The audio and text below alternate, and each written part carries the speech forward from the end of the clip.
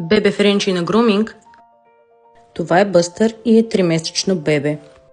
Често питате кога трябва да е първия груминг.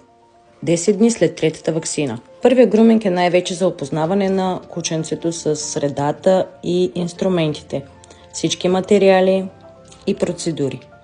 Започваме с почистването на гънки, нежно и внимателно. Той всячески се опитва да изяде всичко. Нека почистим и ушите. Мисля, че докато са в утробата на майка си, знаят, че нокторизачката не е окей.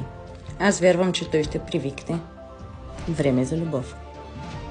Хайде да примахнем и мъртвата козина. Вижте го колко е сладък. За нас е изключително важно да се чувстват спокойни.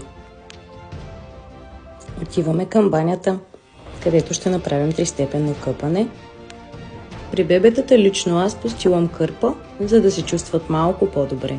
Да му покажем и какво ще правим. Това доста добре мирише. След първото къпане, нищо не може да ни спре, продължаваме. Влизаме в хавлийката за малко, изморихме се и трябва да починем. Ретина сешоара, махаме приставката, за да може да е по-тихо. Вижте го само колко е спокоен. Благодаря ти, Бъстър. Беше страхотен. А ние ви очакваме с вашите 4-ноги приятели. Малки или големи. Град Бургас, улица Цар Самуил 29. Тати го взе и той заспа.